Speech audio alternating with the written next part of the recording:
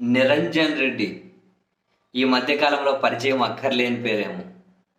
మొన్న అల్లు అర్జున్ బెయిల్కి సంబంధించి, ఆ ఓవరాల్గా అరెస్టు, జైలుకి సంబంధించి కంప్లీట్గా తన తెలివితేటలతోటే తనను బయటకు తీసుకొచ్చారు అని ఆ 2 రోజులు, మరీ ముఖ్యంగా బెయిల్ ఇప్పించిన రోజు ఈయనే సెంటర్ ఆఫ్ డిస్కషన్.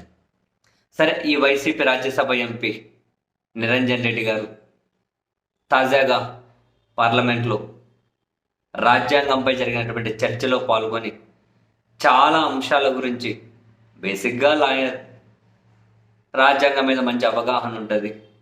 ఈ క్రమంలో చాలా క్లియర్ కట్గా తాను ప్రసంగించి కొన్ని కీలకమైన అంశాలను లేవనెత్తారు. మొదట నియోజకవర్గాల పునర్విభజన గురించి మాట్లాడుతూ దేశ అభివృద్ధిలో రాష్ట్రాలే కీలక పాత్ర పోషిస్తూ ఉన్నది.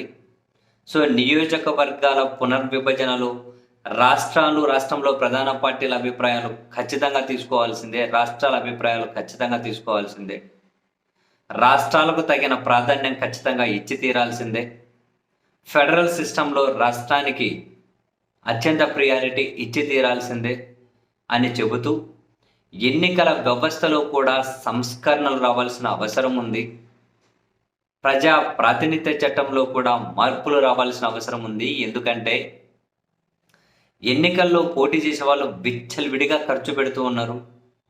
సమాజానికి మంచి చేద్దాం, మంచి ఆలోచన ఉన్న వాళ్ళు రాజకీయాల్లోకి రావాలి అంటే ఈ ఖర్చును చూసి భయపడిపోతూ ఉన్నారు. సో ప్రజా ప్రాతినిధ్య చట్టంలో మార్పులు వచ్చే విధంగా ఈ సభ ముందుకెళ్ళాలి. రాజ్యాంగాన్ని పరిరక్షించుకోవాలి అంటే అదే కీలకం. ఎన్నికల వ్యవస్థలో కూడా సంస్కరణలు రావాల్సిన అవసరం ఉంది అని చెప్పినటువంటి నిరంజన్ రెడ్డి అండ్ 141 కోట్ల జనాభా ఉన్న భారతదేశానికి కేవలం 35 మంది మాత్రమే సుప్రీంకోర్టు న్యాయమూర్తులు ఉన్నారు. వాళ్ళ మీద భారం పెరిగిపోతూ ఉంది. సో సుప్రీంకోర్టులో జడ్జీల సంఖ్య పెంచాల్సిన అవసరాన్ని కూడా ఆయన ప్రస్తావిస్తూ, అండ్ ట్రిబ్యునల్స్ నుంచి నేరుగా సుప్రీంకోర్టుకే వెళ్ళే పరిస్థితి ఉంది. అలా కాకుండా హైకోర్టులకు కూడా ప్రాధాన్యత ఇవ్వాలి. ట్రిబ్యునల్స్ నుంచి నేరుగా సుప్రీంకోర్టుకు కాకుండా హైకోర్టులకు కూడా ప్రాధాన్యత ఇవ్వాలి అని చెప్పి నిరంజన్ రెడ్డి గారు అయితే రాజ్యాంగం మీద జరిగిన చర్చలో పాల్గొని తాను టచ్ చేసిన అంశాలన్నీ కూడా చాలా వ్యాలిడ్ పాయింట్స్. ఎన్నికల వ్యవస్థలో మార్పులు, ప్రజా ప్రాతినిధ్య చట్టంలో మార్పులు, నియోజకవర్గాల పునర్విభజనప్పుడు రాష్ట్రాలను పరిగణలోకి తీసుకుని రాష్ట్రాలకు అత్యంత ప్రాముఖ్యత ఇవ్వడం దగ్గర నుంచి అయినా, సుప్రీంకోర్టు జడ్జిల సంఖ్య పెంపు దగ్గర నుంచి అయినా, హైకోర్టులకు తగిన ప్రాధాన్యత ఇవ్వాల్సిన దగ్గర నుంచి అయినా, ఫెడరల్ వ్యవస్థ గురించి అయినా అన్నీ అత్యంత కీలకమే.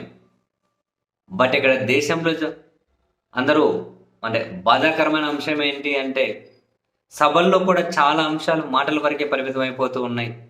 వాటి మీద సీరియస్గా చర్చలు జరిగి మార్పు చేర్పులకు సిద్ధపడాల్సి ఉంటుంది. ఈరోజు అధికారంలో ఉన్న పార్టీలకు వ్యవస్థలన్నీ కనుక ఫేవర్గానే ఉంటాయి కాబట్టి అన్నీ మంచిగానే కనిపిస్తాయి. ఒకసారి అధికారం పోయిన తర్వాత ఈ వ్యవస్థలో మార్పుల గురించి డెఫినెట్లీ దేశంలో ప్రతిపక్షాలు ఆలోచిస్తూ ఉంటాయి. సో రాజకీయాల తర్వాత, అధికారం తర్వాత, దేశంలో ఈరోజు అధికారంలో ఉంటారు, రేపు ఉండరు ఎవరైనా, కానీ వ్యవస్థలు శాశ్వతం. ఆ వ్యవస్థల బలోపేతం దిశగా దేశ పాలకులు ఆలోచించినప్పుడే రాజ్యాంగం మీద 4 రోజులు చర్చించినా, 40 రోజులు చర్చించినా, 400 రోజులు చర్చించినా ఏవైనా ప్రయోజనం ఉంటుంది, లేకుంటే చర్చ వరకే ఆగిపోతుంది.